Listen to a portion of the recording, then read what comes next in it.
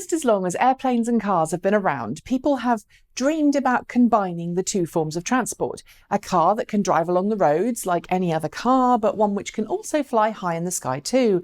In fact, back in 1940, Henry Ford himself even said that he felt a combination flying car was just around the corner. From fictional magical creatures like Chitty Chitty Bang Bang and Doc Brown's flying DeLorean, to actual real-world vehicles like the Aero car and the Terrafugia Transition, and any number of automated single or dual-seat flying pods, the dream of making flying cars a commercial reality is still very much alive.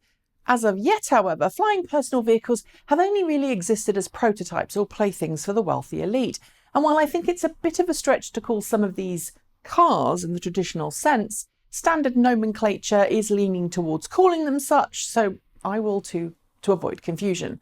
Over the last few years, it's clear by the massive amount of investment into automated personal air transport companies, many believe flying cars are the answer to solving the terrible congestion of today's megacities. Some of these companies have demonstrated solid prototypes that do exactly what's claimed of them, but to date, none of them have entered into the marketplace. Which brings me to today's question: which country in the world will see flying cars first? And by that I don't mean which country will develop flying cars first. I mean, which country will do everything necessary in a commercial and legislative sense to make it possible for you, I, or anyone else to own, hail, or hire a flying car.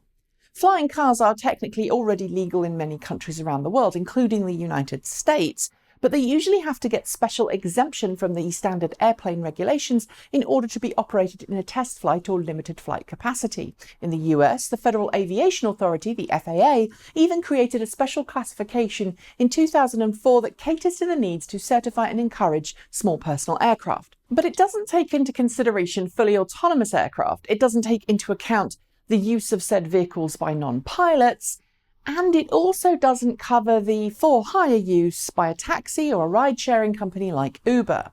The same is true in many other countries around the world who are all toying with the idea of flying cars. Making a car or a small car-like personal aircraft that can be flown? Well, it's tough. There's a lot of red tape, but it is possible as long as the person controlling it is a pilot. Autonomous air taxis and personal craft? Well, not yet. And in order for these flying cars to truly take off, we need autonomous operation to be a part of that legislative mix. Which countries will see flying cars first? Well, although Silicon Valley is home to many flying car startups, or the birthplace of many spin-offs from larger tech companies, you might think that the US would be on the list, but America isn't always the first in adopting new technologies and ideas, and its legislative process can be slow and laborious.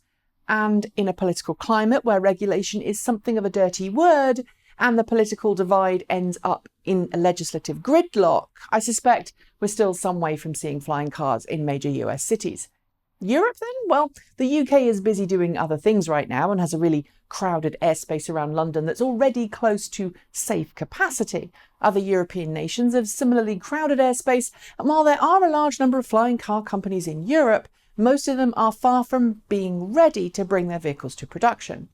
China certainly seems to have the space to safely develop flying cars, at least out of major cities that is, and its unconventional approach to intellectual property, copyright, and other legislative processes means that it does tend to respond very quickly to advances in technology. You only have to look at how quickly China transitioned its major cities to electric vehicles to see that's possible. But, and this is a big but, 4/5 of China's airspace is controlled by the military, meaning there's a really restricted amount of actual airspace to test flying cars in.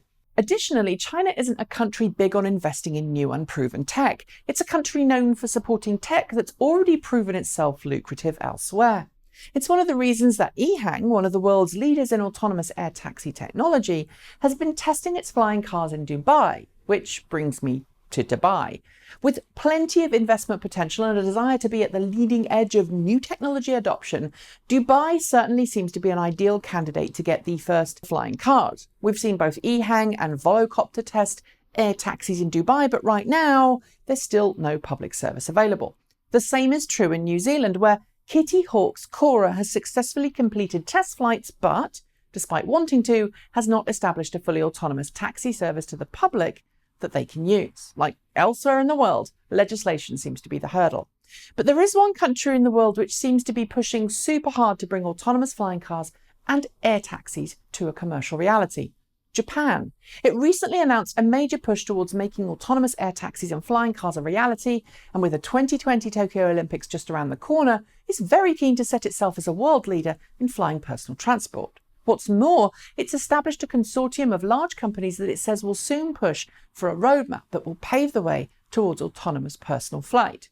Will it succeed? Well, Japan has championed many new innovative technologies over the years. It's the opposite to China in this regard, and its government has a habit of investing massive sums of money in a technology if it wants it to be a world leader. Hydrogen fuel cell vehicles is a prime example. Do you agree? Will Japan spear the lead in flying cars if it makes its mind up to do so? What's holding other countries up with flying car legislation? And is the technology really as close to market readiness as the companies behind these vehicles would like us to believe? Leave me your thoughts in the comments below. That's it. As always, hit the notification bell to hear the moment a new show is uploaded. Don't forget to subscribe to both this channel and Transport Evolved Take 2. And if you'd like to, why not support us by using one of the 2 links below or by buying some swag from our swag shop.